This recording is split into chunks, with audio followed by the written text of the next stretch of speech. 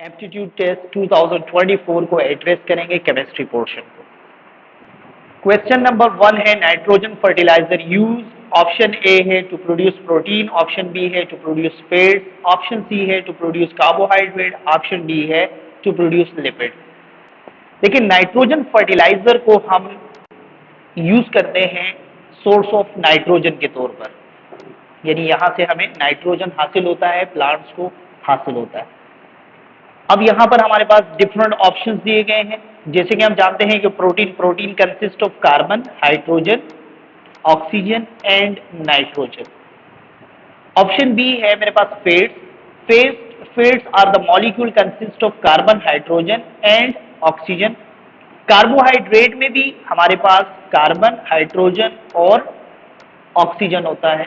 इसी तरह से लिपिड और fats both are the same molecule, so lipids भी हमारे पास कार्बन, हाइड्रोजन एंड ऑक्सीजन पर मुश्तमिल होता है। तो अब आप यहां आइडेंटिफाई कर सकते हैं कि which one is the right answer. So option A is the right answer because nitrogen fertilize is essential to produce protein, क्योंकि नाइट्रोजन मेन एलिमेंट है प्रोटीन का। MCQs number 2, rate constant does not depend upon. Rate constant किस चीज पर मुनसिर नहीं है। Option A है हमारे पास कॉन्सेंट्रेशन ऑफ रिएक्टेंट, बी है टेम्परेचर, सी है प्रेशर एंड डी है कैटलिस्ट। जैसे कि हम जानते हैं concentration of reactant is directly proportional to the rate of reaction, यानी कंसंट्रेशन को तब्दील करने से रेट कांस्टेंट पर कोई फर्क नहीं पड़ता। तो लिहाजा यहां पर हमारे पास जो राइट ऑप्शन होगा वो ऑप्शन ए होगा, यानी concentration of reactants. MCQs number 3, what is the volume of 1 gram mole of a gas at 1 atm and 273 Kelvin। MCQs number 3 में आप देखें तो आपसे पूछा जा रहा है what volume of 1 gram mole of a gas at 1 atm and 273 K temperature Kelvin। So we noted कि 1 mole of a gas at 1 atm, हमने कंडीशन पढ़ी थी ना STP, standard temperature and pressure। So the standard temperature is 0 centigrade which is equal to 273 Kelvin। और इसी तरह से pressure हमने कहा था कि स्टैंडर्ड प्रेशर 1 atm के बराबर है, जो कि बराबर होता है 760 टोर। तो जनाब आप इस क्वेश्चन में देखेंगे तो आपको मोल भी कितने दिए गए हैं, 1 मोल दिया गया है। प्रेशर आपको कितना दिया गया है, 1 एटमॉस्फेयर, यानी स्टैंडर्ड टेम्परेचर प्रेशर है। और टेम्परेचर आपको क्या दिया गया है, 273 केल्विन, जो कि क्या है हमारे पास स्टैंडर्ड टेम्परेचर है। तो एसटीपी पर हम जानते हैं कि किसी भी गैस के 1 मोल का जो वॉल्यूम है, volume of 1 mole is equal to 22.4 DM cube और लीटर। डीएम क्यूब की जगह हम लीटर भी लिख सकते हैं, बहुत आर्ट से। So the right answer for this MCQ is 22.4 litre और डीएम क्यूब। तो एसटीपी पर हमारे पास 1 मोल का वॉल्यूम 22.4 डीएम क्यूब के बराबर होता है, जबकि इस क्वेश्चन में एसटीपी की जगह एसटीपी की वैल्यू दी गई, यानी अगर टेम्परेचर 0 डिग्री सेंटीग्रेड होगा या 273 केल्विन होगा तो ये स्टैंडर्ड टेम्परेचर है, और प्रेशर 1 एटमॉस्फेयर एंड 760 टोर जो है, ये दोनों प्रेशर हमारे पास क्या है, बराबर है। और ये दोनों अगर आपको प्रेशर दिए जाए तो तब आपके पास क्या होगा, स्टैंडर्ड प्रेशर होगा। तो इस सवाल में अगर आप देखें आपको 1 एटमॉस्फेयर 273 केल्विन और 1 मोल गैस दिया है। MCQ number 4, when ethanol react with H2SO4 which one of the following product is obtained। यहां पर हमारे पास रिएक्शन है इथेनॉल का H2SO4 के साथ।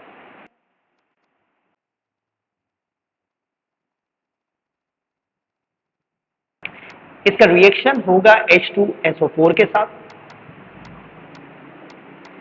और हम जानते हैं कि H2SO4 डिहाइड्रेटिंग एजेंट के तौर पर काम करता है, यानी इस अल्कोहल मॉलिक्यूल में से वो वाटर को एलिमिनेट करता है, यानी hydrogen from one carbon atom and OH from another carbon atom H2SO4 इन दोनों को वाटर की फॉर्म में, यानी H2SO4 एक कार्बन से OH ग्रुप और दूसरे कार्बन से हाइड्रोजन को मिलाकर वाटर की फॉर्म में यहां से रिमूव कर देगा। अब जो रिमेनिंग मॉलिक्यूल हमारे पास है, अगर आप इसे देखें, remaining molecule consist of 2 carbon atom और दोनों कार्बन एटम दो दो हाइड्रोजन के साथ जुड़े हुए हैं। दोनों कार्बन का एक बॉन्ड फ्री होता है और इस तरह से वो बॉन्ड आपस में बन जाता है। तो यहां पर आप देख सकते हैं कि हमारे पास ऐसा मॉलिक्यूल बना है जिसमें 2 कार्बन है। 2 कार्बन के लिए हम ईथ का वर्ड इस्तेमाल करते हैं और क्योंकि इसमें डबल बॉन्ड है तो यहां पर क्या बना है, आपके पास ईथीन बना है। तो यहां अगर ऑप्शन आप देखें तो option B is the right option for this MCQs. MCQs number 5, which one of the following elements form color compound? Option A first A group, B transition element, C halogens and D alkene। तो dear student, जैसे कि हम जानते हैं कि transition element form colour compound. जितने भी transition elements के कंपाउंड होते हैं ये कलर होते हैं और इसका रीजन हमने डी ब्लॉक की प्रॉपर्टीज में पढ़ा था। डी ब्लॉक एलिमेंट्स, हम जानते हैं कि डी ब्लॉक एलिमेंट्स में डी ऑर्बिटल की फिलिंग होती है और डी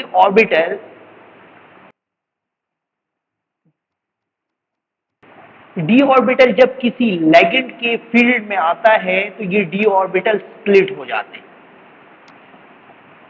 जिसे अगर हम ऑक्टाहेड्रल कॉम्प्लेक्स देखें तो उसमें ये डी ऑर्बिटल 2 एनर्जी लेवल में स्प्लिट होते हैं, high energy level Eg and low energy level T2G।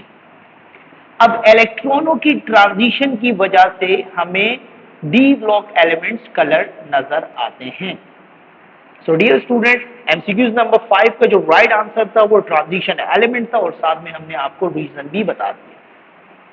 MCQs number 6, molecular formula of vinegar is.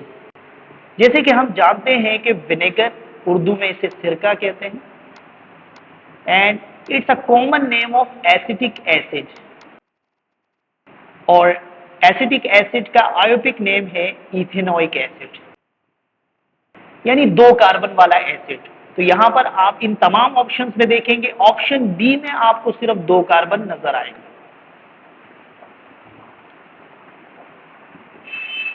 So vinegar is also known as acetic acid and the systematic name of the acetic acid is ethanoic acid, and ethanoic acid consists of 2 carbon atoms.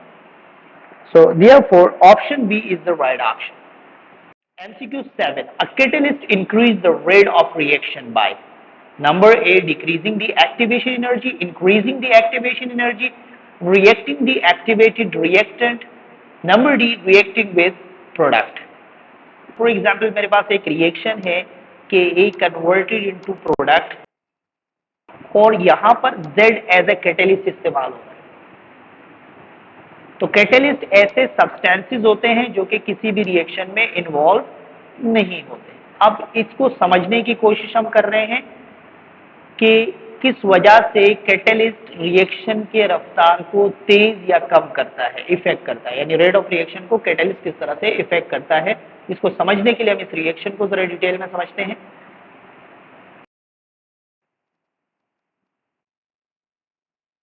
अब जैसे हम जानते हैं कि catalyst reactant के साथ मिलता है और एक्टिवेटेड कॉम्प्लेक्स बनाता है। कैटेलिस्ट रिएक्टेंट के साथ मिलकर एक्टिवेटेड कॉम्प्लेक्स बनाता है। अब अगर एक्टिवेटेड कॉम्प्लेक्स की एनर्जी कम हो जाए, एक्टिवेशन एनर्जी, अब ये 2 कंडीशन है हमारे पास कि इधर ये एक्टिवेशन एनर्जी को इंक्रीज करेगा या ये इस कैटलिस्ट का रिएक्टेंट के साथ मिलने के बाद एक्टिवेशन एनर्जी डिक्रीज होगी। अगर एक्टिवेशन एनर्जी इंक्रीज होगी तो रेट रिएक्शन का जो रफ्तार है वो कम हो जाएगा, और अगर ये एक्टिवेशन एनर्जी को डिक्रीज कर रहा है तो रिएक्शन का रेट इंक्रीज कर जाता है। ठीक है, तो अब आप यहां पर हमसे सवाल की तरफ अगर हम वापस आते हैं एमसीक्यू नंबर 7 की तरफ, तो catalyst increase the rate of reaction by, भाई रेट ऑफ रिएक्शन कब इंक्रीज होगा? तो हमारे पास इस सवाल में कंडीशन ये है कि रेट इंक्रीज हो रहा है। तो रेट इंक्रीज कब होगा? जब एक्टिवेशन एनर्जी डिक्रीज होगी। तो यहाँ पर आप अगर देखें ऑप्शन ए हमारे पास इस एमसीक्यूज के लिए राइट आंसर, क्योंकि कैटलिस्ट जो है वो एक्टिवेशन एनर्जी को डिक्रीज करता है, इसीलिए रिएक्शन की रफ्तार जो है वो बढ़ जाती है। Question 8. For complete oxidation, 1 mole of an organic compound required 3 mole of oxygen gas. What would be the formula of the compound? Complete oxidation का मैं आपको प्रोसीजर बता देता हूँ कि किसी भी ऑर्गेनिक कंपाउंड की जब कंप्लीट ऑक्सीडेशन होगी तो दो प्रोडक्ट बनेंगे, एक कार्बन डाइऑक्साइड बनेगा और एक वाटर बनेगा।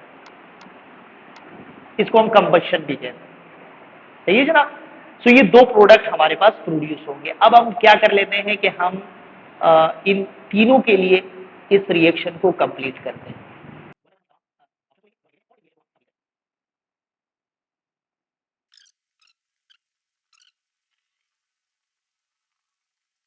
ऑक्सीडेशन में हम इन तमाम मॉलिक्यूल्स का रिएक्शन करवाएंगे ऑक्सीजन के साथ। ऑप्शन ए में आपको इथाइल अल्कोहल दिया गया है, इसमें आप अगर कार्बन देखें तो 2 कार्बन है, ये 2 कार्बन आ जाते हैं। हाइड्रोजन की तादाद कितनी है? 6 है, तो यहां पर हम 3 पुट कर देते हैं। अब आखिर में लास्ट में हम ऑक्सीजन को बैलेंस करेंगे। यहां पर कितने ऑक्सीजन हुए? 2 to the 4, 4 and 3 7। एक ऑक्सीजन आपके पास ये है, ठीक है, बाकी आपको 6 बैलेंस करने हैं ना, 3। So option 1 is the right option. So now we complete the remaining reaction कि वहां कितने मोल रिक्वायर्ड है। नेक्स्ट ऑप्शन में हमारे पास अगेन 2 कार्बन एटम है, यहाँ बैलेंस करने के लिए हम 2 लगा देते हैं। हाइड्रोजन 4 है, यहाँ पर भी हम 2 पुट कर देते हैं। और लास्ट में हम ऑक्सीजन बैलेंस करेंगे तो 2 to the 4 and 2, 4 and 2 6, 6 oxygen है। एक ऑक्सीजन ये हुआ, 5 ऑक्सीजन आपके पास रिमेनिंग है, 5/2। ये 2 लगा हुआ है तो यहाँ पर भी हम 2 फ्रैक्शन में लगा देंगे। नेक्स्ट मॉलिक्यूल में हमारे पास अगेन 2 कार्बन एटम है, 2 लगा देते हैं। 6 हाइड्रोजन है, we put 3 here. So oxygen की तादाद आपके पास 4 and 3 7 हो जाएगी। बैलेंस करने के लिए हम यहाँ 7 लगाएंगे, क्योंकि यहाँ भी 2 लगा हुआ है तो डिवाइडेड बाई 2 कर लेंगे। लास्ट मॉलिक्यूल को देख लेते हैं, इसमें हमारे पास कार्बन की तादाद 2 है, अगेन हम यहाँ 2 पुट कर देते हैं। हाइड्रोजन की तादाद हमारे पास 4 hydrogen, so we put 2 here. Oxygen कितने हुए? 2 to the 4, 4 and 2, 4 and 2 6, 6 में से 2 ऑक्सीजन हमारे पास ये है, यहाँ पर कितने आए भाई? 2 हम लगाएंगे, 4 हाइड्रोजन ऑक्सीजन बराबर करने के। क्लियर? सो अब आप यहाँ क्वेश्चन की तरफ आप देखें तो आपको कहा जा रहा है कि 3 मोल ऑक्सीजन किस मॉलिक्यूल के 1 मोल को कंप्लीटली ऑक्सीडाइज करने के लिए 3 मोल ऑक्सीजन की जरूरत होगी। सो ऑप्शन 1 में आप देख सकते हैं कि 3 मोल ऑक्सीजन रिक्वायर्ड है। So that's why option 1 is the right option for this MCQ. MCQs number 9. Ammonia gas can be obtained by heating in ammonium salt with. Now we have ammonium salt. ठीक है ना? NH4Cl is the formula of ammonium salt. Ammonium salt का reaction अगर alkali के साथ, sodium hydroxide के साथ किया जाए तो option B is the right option. Sodium hydroxide के साथ रिएक्शन के नतीजे में सब्स्टिट्यूशन रिएक्शन होगा, Cl यहाँ सोडियम के पास आ जाएगा और OH यहाँ NH4 के पास आ जाता है। तो ये हमारे पास कुछ रिएक्शन होता है। अब ये अमोनियम हाइड्रोक्साइड जो है ये अनस्टेबल है, यानी on heating it decompose, heat करने पर ये डिकम्पोज होगा, जिसके नतीजे में NH3 एंड वाटर मॉलिक्यूल अलग हो जाएगा। This OH combined with the H take H from NH4 and therefore NH4 converted into NH3 and water molecule. MCQ number 10. How many numbers of molecules of water in 36 gram of H2O? तो इस question में अगर आप देखें number of molecules हमें find out करने हैं, मास हमें गिवन है, जबकि हम जानते हैं कि molar mass of water, hydrogen का एटॉमिक मास 1 है और यहाँ 2 हाइड्रोजन है तो हम 2 से मल्टीप्लाई करेंगे, प्लस करेंगे इसमें ऑक्सीजन का एटॉमिक मास जो कि 16 के बराबर है, और इस तरह से हमारे पास फाइनल रिजल्ट आएगा 18 ग्राम पर मोल।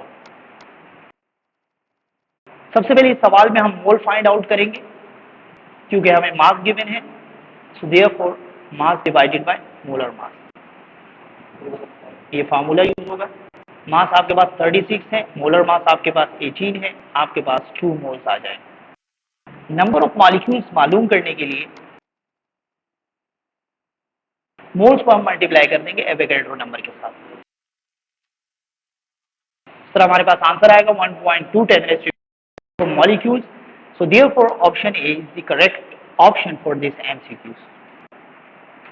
MCQs number 11. At equilibrium, concentration of reactant and product is equal. Option B, reaction completed. Rate of forward and reverse reaction is equal. And option D, reaction stopped. तो जैसे कि हम जानते हैं कि इक्विलिब्रियम वो स्टेट है जिस पर रेट ऑफ फॉरवर्ड रिएक्शन बराबर हो जाता है रेट ऑफ बैकवर्ड रिएक्शन। जैसे कि नॉर्मल क्लासेस के अंदर स्टूडेंट्स आपको बताया गया है कि जब इनिशियली एक रिवर्सिबल स्टार्ट होता है तो फाइनली स्टार्टिंग में हमारे पास रिएक्टेंट की एक अच्छी खासी क्वांटिटी मौजूद होती है। In this condition forward reaction ज़्यादा होता है, फिर सम अमाउंट ऑफ प्रोडक्ट बन जाता है, जिसके बनने के बाद हमारे पास रिएक्टेंट की मिकदार कम हो जाती है। ऐसी सूरत में फॉरवर्ड रिएक्शन स्लो हो जाता है और बैकवर्ड रिएक्शन तेज हो जाता है।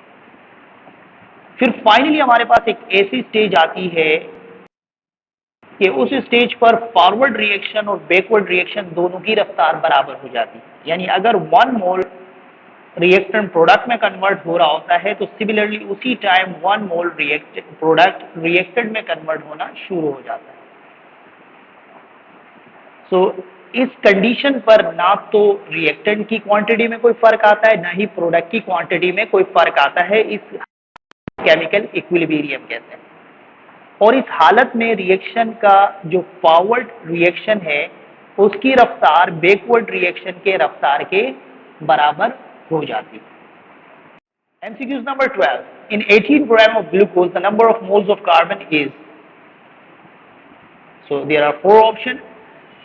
सबसे पहले हम इस क्वेश्चन के लिए डेटा बनाते हैं। इस क्वेश्चन में हमें 18 ग्राम ग्लूकोज दिया गया है, number of mole of carbon हमें फाइंड आउट करने हैं। कार्बन का ग्लूकोज का मोलर मास हमें मालूम होना चाहिए और molar mass of glucose find out करने के लिए हमें ग्लूकोज का फार्मूला मालूम होना चाहिए। As we know that the formula of glucose is C6H12O6। हम जानते हैं कार्बन 12 के बराबर है, 6 है यहाँ तादाद तो हम 6 से मल्टीप्लाई कर देंगे।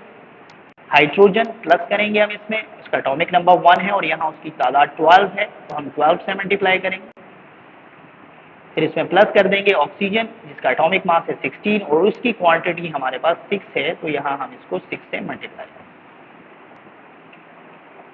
फाइनली ये तमाम चीज़ें कैलकुलेट करने के बाद हमारे पास आंसर आएगा 180 ग्राम पर मोल। सबसे पहले हम यहाँ पर मोल फाइंड आउट करेंगे ग्लूकोज का। मोल of glucose mass divided by molar mass के बराबर होगा।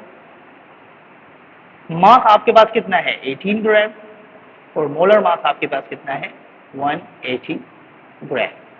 Yes 0.1 is the mole of glucose. ये हमारे पास मोल आए हैं लेकिन ये किसके मोल है, ग्लूकोज के मोल। अब हम जानते हैं कि ग्लूकोज मॉलिक्यूल में अगर हम इसे ब्रेक करें तो इसमें एक ग्लूकोज मॉलिक्यूल में कार्बन की तादाद 6 है, यानी हमें 6 मोल कार्बन हासिल होंगे। तो अगर हम 1 मोल ग्लूकोज लेते हैं तो इसके नतीजे में हमें कार्बन के 6 मोल हासिल होंगे। अब आप यहाँ देख सकते हैं कि आपको इस सवाल में ग्लूकोज के 0.1 मोल दिए गए हैं, तो हमारे पास कार्बन के मोल 6 मल्टीप्लाई बाई 0.1 होगा। फाइनली हमारे पास आंसर आएगा 0.6 mole of carbon. Option D is the correct option for this MCQ। MCQs number 30, general formula of amide is. तो ये हमारे पास मुख्तलिफ फार्मूला दिए गए हैं। ऑप्शन ए में CO बॉन्ड NH2, इस ग्रुप को हम अमाइड कहते हैं। जिस मॉलिक्यूल में भी ये ग्रुप मौजूद होगा उसे हम अमाइड कहेंगे। MCQs number 14, polymer form with 2 different monomers. यानी इसमें से हमें पॉलीमर बताना है जो कि 2 मुख्तलिफ मोनोमर्स के नतीजे में हासिल हो रहा है। पीवीसी, पीवीसी का मोनोमर विनाइल क्लोराइड है, एक ही पॉलीमर इसमें रिक्वायर्ड है। इसी तरह से पॉलीइथीन में अगर हम देखें तो इसमें भी यहाँ पर हमारे पास ethene molecule as a monomer इस्तेमाल हो रहा है। नाइलॉन के जो पॉलीमर यूनिट है वो हमारे पास दो हैं, एक एडिपिक एसिड है और दूसरा हेक्सामिथाइल इथिलीन डाइअमाइन है।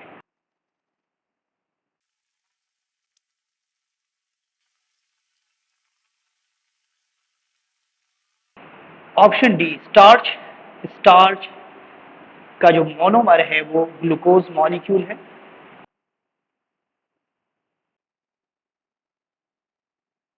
क्योंकि नाइलॉन के जो मोनोमर्स है वो adipic acid and hexa methylene diamine, ये दो मोनोमर्स यहाँ पर इस्तेमाल हो रहे हैं। बाकी जितने भी हमारे पास यहाँ पॉलीमर दिए गए हैं पीवीसी, इसमें विनाइल क्लोराइड यूज होता है, एक ही मोनोमर है। पॉलीथीन में भी हमारे पास एक ही मोनोमर इस्तेमाल होता है इथीन, और स्टार्च में भी हमारे पास एक ही मोनोमर यानी ग्लूकोज इस्तेमाल होता है। 15 in the hydrolysis pH remain constant, water formed, pH change, water is evaporated. So hydrolysis हमारे पास ऐसा प्रोसेस है जिसमें pH वाटर की चेंज होती है, यानी जैसे कि हम जानते हैं कि वाटर की pH होती है 7। अगर हम कोई केटाइन या एनाइन ऐड करें वाटर में और उसके नतीजे में वाटर की pH चेंज हो, या तो वाटर की pH 7 से ज़्यादा हो जाए या 7 से कम हो जाए। अगर 7 से ज़्यादा हो जाती है तो इसको हम बेसिक हाइड्रोलिसिस कहते हैं, और अगर 7 से कम हो जाए तो इसे हम एसिडिक हाइड्रोलिसिस। तो वो प्रोसेस जिसके नतीजे में pH चेंज हो by the interaction of cation and anion with water, this phenomena is known as hydrolysis. MCQ 16 hydrocarbon compound is oxidised to form. जब हाइड्रोकार्बन की हम ऑक्सीडेशन करते हैं तो ये हम ऑलरेडी प्रीवियस एमसीक्यूज में भी डिस्कस कर चुके हैं कि कंप्लीट कंबशन से या ऑक्सीडेशन के नतीजे में कार्बन डाइऑक्साइड और वाटर हासिल होता है। So this is the answer, correct answer of the MCQs number 16। MCQs number 17 nitrogen molecules contain. Nitrogen molecule का फार्मूला है N2, और जैसे कि हम जानते हैं कि नाइट्रोजन के वैलेंस शेल में 5 इलेक्ट्रॉन होते हैं, दूसरे नाइट्रोजन के साथ मिलकर ये इलेक्ट्रॉन शेयर करता है, 3 इलेक्ट्रॉन शेयर होते हैं। सो हम ये कह सकते हैं कि नाइट्रोजन मॉलिक्यूल्स में दोनों नाइट्रोजन एटम्स के दरमियान ट्रिपल बॉन्ड पाया जाता है। अब यहाँ जो एक बॉन्ड होगा वो सिग्मा कहलाएगा, बाकी जो हमारे पास दो बॉन्ड है ये पाई बॉन्ड कहलाते हैं। तो लिहाजा नाइट्रोजन मॉलिक्यूल में क्योंकि ट्रिपल बॉन्ड मौजूद है तो लिहाजा इसमें एक सिग्मा और दो पाई बॉन्ड मौजूद होते हैं। So option C is the right option for this MCQs. मजीद इंफॉर्मेशन के लिए, जैसे कि हम जानते हैं कि हाइड्रोजन एटम्स के दरमियान सिंगल बॉन्ड है, सिमिलरली ऑक्सीजन एटम के दरमियान डबल बॉन्ड मौजूद है। सिंगल बॉन्ड होगा तो ये सिर्फ सिग्मा बॉन्ड होगा, अगर डबल बॉन्ड है तो एक सिग्मा बॉन्ड होगा और एक इसमें पाई बॉन्ड होगा। इसी तरह से हम नाइट्रोजन मॉलिक्यूल्स हमारे पास है तो इसमें एक सिग्मा होगा और दो पाई बॉन्ड होंगे, यानी अगर किसी मॉलिक्यूल में ट्रिपल बॉन्ड मौजूद है तो ट्रिपल बॉन्ड में एक सिग्मा होगा और बाकी जो दो बॉन्ड्स हैं वो हमारे पास पाई बॉन्ड होंगे। तो क्योंकि नाइट्रोजन मॉलिक्यूल में ट्रिपल बॉन्ड मौजूद है तो लिहाजा option C is the correct answer for this MCQ. MCQs number 18, real gas obey ideal gas behaviour at. Option A, low temperature in high pressure, low pressure in high temperature, low pressure in low temperature, high temperature and high pressure. So real gas obey करता है ideal gas behaviour को low pressure और high temperature, यानी gas का अगर pressure कम है और temperature ज़्यादा है तो इस सूरत में गैस के मॉलिक्यूल्स जो है वो एक दूसरे से दूर दूर होते हैं और ऐसी कंडीशन में ये फॉलो करता है आइडियल गैस बिहेवियर को। MCQs number 19, oxidation state of Mn in KMnO4 is. तो जैसे कि हम जानते हैं कि KMnO4, इसमें हमें Mn की ऑक्सीडेशन स्टेट फाइंड आउट करनी है। If the oxidation state of K is equal to X and Mn is equal to Y and oxygen is equal to Z, तो हम इसके लिए रिलेशनशिप लिख सकते हैं कि X plus Y plus 4Z is equal to 0, क्योंकि molecule पे कोई चार्ज नहीं है तो इज इक्वल टू 0, और ऑक्सीजन की तादाद 4 है तो लिहाजा हमने यहाँ पर 4 यूज किया। अब पोटेशियम का ताल्लुक ग्रुप फर्स्ट एस है, so that's why we put +1। Y हमें फाइंड आउट करना है एंड ऑक्सीजन का ऑक्सीडेशन स्टेट -2 है। इस तरह से हमारे पास Mn की ऑक्सीडेशन स्टेट KMnO4 में +7 होती है। MCQs number 20, valence shell electronic configuration of an element is 3s2 3p1, what is the valency of the element. अब हमारे पास वैलेंस शेल कॉन्फ़िगरेशन है 3s2 3p1, यानी इसका मतलब ये है कि हमारे पास इस एटम के वैलेंस शेल में 3 इलेक्ट्रॉन मौजूद हैं, और हम जानते हैं कि they need 8 electron to complete their outer most shell. They required 8 electron in the outer most shell.